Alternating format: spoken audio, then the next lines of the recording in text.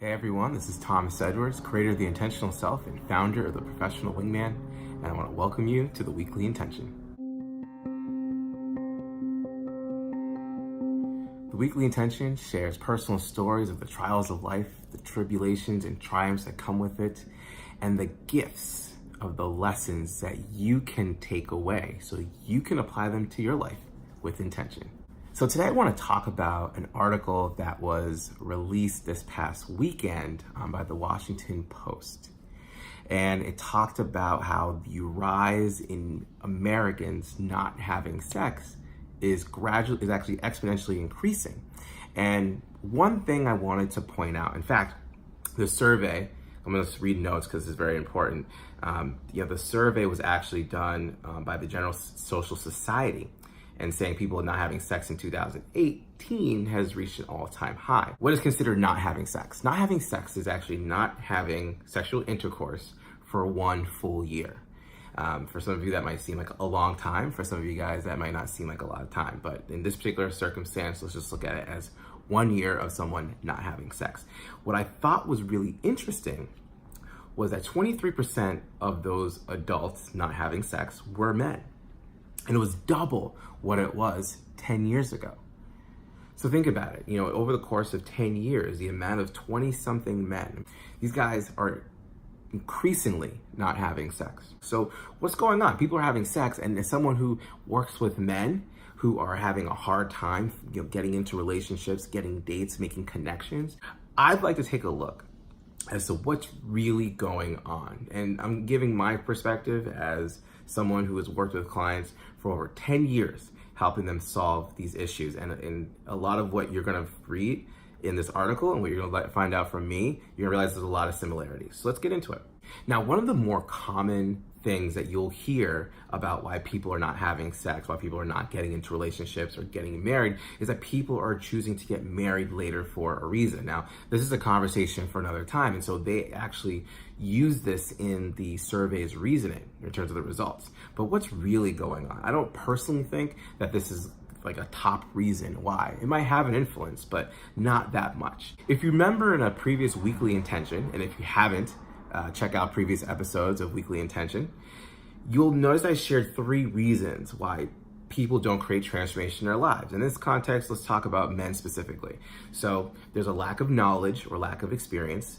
There is a fear of many things, and then there's actually a laziness that takes place that prevents people from making that transformation. So I want to break down each one through the results of this survey and focusing just on men. The survey mentions a lack of guys in the workforce being a reason, with 54% of those men who are jobless that are also single. But let's not think that having any job means that creates security or makes a huge difference in people being in relationships, because 32% of those people who have jobs are also reporting to be single. Since the early days of our childhood, we were raised to believe that to have a family, we must have a well-paying, stable job. And it was ingrained in our minds for years, decades even. And so that still surfaces today. And it's the reason why guys who even have who have a job but may not be in the right career or may not enjoy their job, that they don't pursue relationships. So I think for guys, and I'm speaking as a guy, we were taught that having a job would open the door to relationships, right? One has to happen before the other. And when we think about it on a deeper level, we were taught that having a job would open the door to not just relationships, but to love and acceptance. And this creates fear around our ability to be enough as a person, right? By ourselves, to be in a relationship. And this grows over time, especially when we add our own personal pressure around finding the right job or finding any job or a job that we like. So that's the first thing. The second thing is the lack of financial stability then creates a situation where there's more men staying at home living with their parents. And in fact, at least 35% of the men here, 18 to 34, reported living with their parents. And yes, it's obvious that living with your parents at home may serve as a total buzzkill for your dating life, even though it wasn't for me, and I'll explain what that looks like before. But it becomes more of an excuse to not even try. And when you combine that with the glorious hospitality of living with your parents with very little living expenses, it can create a sense of comfort and eventually turn quickly into laziness. So what does that fear and what does that laziness turn into as a result? Well, it creates lack of experiences. You're not going out and you're not creating experiences to develop real life knowledge and development of the skills necessary to create connections leading to relationships. So now all of a sudden the laziness and the fear is preventing you from even having experiences that can actually help you become better and increase your possibilities of being in that relationship.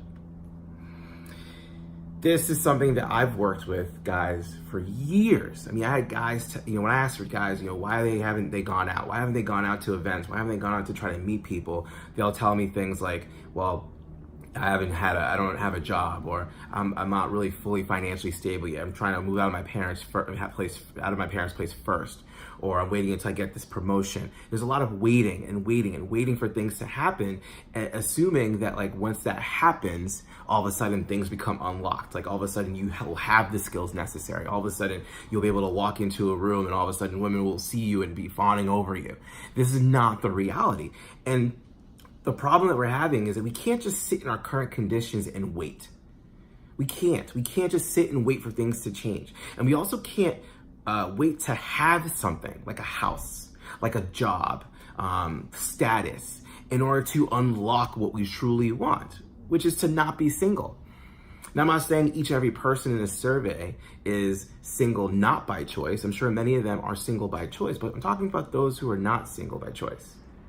They're waiting for something to happen when ultimately what they really want is to not be single. When you look at celebrities, you look at social media influencers, people in Silicon Valley, athletes, the related people, they have those things. They have money, they have financial stability, they have status, fame, and many of them are still single, unhappy, and find themselves still in search of that validation and acceptance they thought having those things would bring them. So what makes them any different? What makes you any different from them? And so the lesson I want to share with you guys today is that you don't have to wait for other things to happen to improve your dating life and your relationships. And also, you don't have to wait for your dating life to be fulfilled in order to be fulfilled in other parts of your life as well. I mean, I work with clients too where they feel like once they get into a relationship, it'll unlock their potential in their careers or in their ability to create something for themselves, maybe lose weight or be able to start a business, whatever it may be. But you don't have to wait for one thing to happen or for the other to actually become a possibility. All things can be a possibility. Now, I remember for myself growing up, especially growing up in a Caribbean family, I mean, anyone who's been raised in a Caribbean family knows exactly what I'm talking about. Education and getting a job, having that financial security were the only two things that mattered. Nothing else. When I excelled in sports or tried to excel in sports, didn't matter. When I had other accomplishments in terms of just academically, those things mattered, but not so much because it didn't amount to the ultimate goal, which was going to college, getting my degree, and getting a job that allowed me to pay and live on my own and be independent. And I know those things are important, but obviously living the life that you are now, like you realize that just isn't everything. But in my family, we didn't know any better, right? I wasn't taught any better and they didn't know any better either. And I remember when I graduated from school, I went back to Boston and couldn't get a job in the video game industry, which is what I wanted. I ended up becoming a valet. And then I eventually decided I wanted to do more than be a valet, so I became a valet manager at hotels around Boston. And while that was a better job, it wasn't what I really wanted to do. I wasn't passionate about it, but it still never stopped me from wanting to really focus on what I truly wanted, which was to build confidence and to eventually develop my social skills so I can create better relationships that could ultimately lead me to a job that I would be excited about, being passionate about. And that's when 30 and 30 started, where I went out to 30 bars for 30 consecutive nights. And that led me to meeting tons of people, creating tons of relationships, and then eventually led me to really create some romantic opportunities as well and develop those skills. When I eventually then met Lori, I want to tell you guys like what was going on, on the back end. When I met Lori in, she had reached out to me on Twitter in August of 2009. All right. 2009 was a very big year for me because I had announced the professional wingman. I started that because I discovered it in South by Southwest in March earlier that year, and the business had started to take off very slowly. And what I mean by that, I had maybe 3 or 4 clients that I was working with at that point. I was making slightly more money than I was as a valet manager, and I prematurely had quit that job because I really wanted to focus on Wingman full time. I say prematurely because in retrospect, I probably I shouldn't have done that. But the point is, I was still living with my parents. I was trying to save money, and I was working on this business that I still was trying to figure out if it had legs. I mean, I barely even thought that this was even a job. I was turning it into a job, but at first it was kind of just a moonlighting thing. So when I met Lori, I was not making a lot of money. Wingman was in the first few months, and I was living with my parents. But did that ever stop? Even before meeting Lori, my wife now, I was still going out and meeting people, going on dates, dating people. And eventually I met Lori, that became something. And when we first started to really get close, she found out that, she eventually found out that I was living with my parents, but that never changed anything about us. She still liked me. She still saw me. And at that time I found myself to be more than enough beyond what I was doing in my career and where I was living to be worthy of a relationship. And she saw that too. Lori and I started dating in October of 2009. Now, I was still living with my parents. I didn't move until 2011, January 2011. And even when I moved from Boston out of my parents' house to move to New York City, I didn't go to live with her. I actually lived at an apartment with other people on my own. And I wasn't ready. I definitely was not ready. My parents were in shock that I was moving. It really didn't occur to them until the U-Haul came and showed up and I had left. But I personally wasn't ready. But I knew I needed to do it because it was going to push me beyond my comfort zone. If I just continued to stay at home, then I would have ended up really being lazy and not really trying to move things forward. And I'm not saying this because people who are staying at home, I don't know what your conditions are. So I'm not coming from a place where I know and I think you should get out of the house. But what I'm saying is it wasn't until I still allowed my relationship with Lori to be there, to exist, to develop it, to curate. And I was still working on my life, right? I didn't have to wait to be outside of my parents' house. I didn't have to wait for my business to take off in order for me to be in a relationship with someone that was incredible. And if you really want to have it all in your life, then work on it all. Don't work on one, don't work on two. If you want a comprehensive life, then you have to work on it comprehensively and stop waiting for other things to be a factor in what you ultimately want. I personally believe, and I've seen my clients go through this work, when they go after specifically, directly what they want, everything else comes together in a pretty smooth way. And it's because you're not letting boundaries, you're not letting limitations get in the way of what you ultimately want. And so once that opens up, then everything else opens up for you too. So my question for you is, where in your love, lifestyle, leadership, and legacy do you find yourself waiting for things to happen, to feel ready, to make that leap towards what you truly want? And what is your intention to break that process and begin to directly go after what you want? There's a lot of things that we may not feel like we're ready for, and maybe we don't even feel like we deserve. And so we put things in place, we put things in front of them to justify or to create excuses as to why we don't have these things or why we should wait till we have these things. But the only person putting those limitations is you. And if you just let yourself go and just go after what you truly want, and in this case for many people, is to not be single, they'll end up getting more out of their life than they possibly could imagine beyond just a relationship.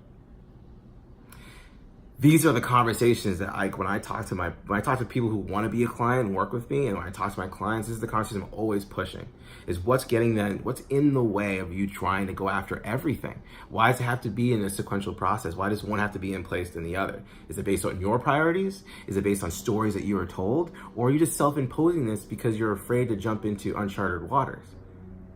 Oftentimes, it's the last thing. They're just afraid to jump into uncharted waters. They're comfortable in what they know, and they don't want to jump into what they don't know. And this is why I'm here, to support.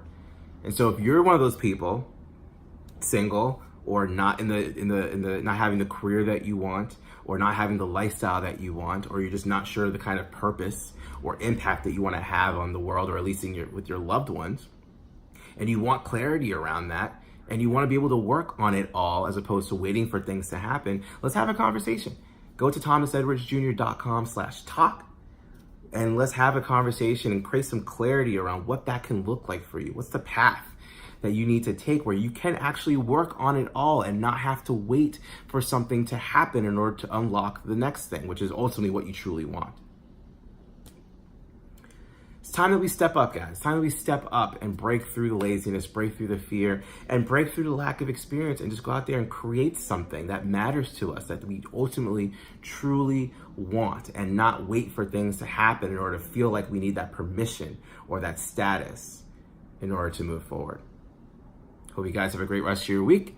Until the next time, this is Thomas saying, keep it simple, be amazing, and live intentionally.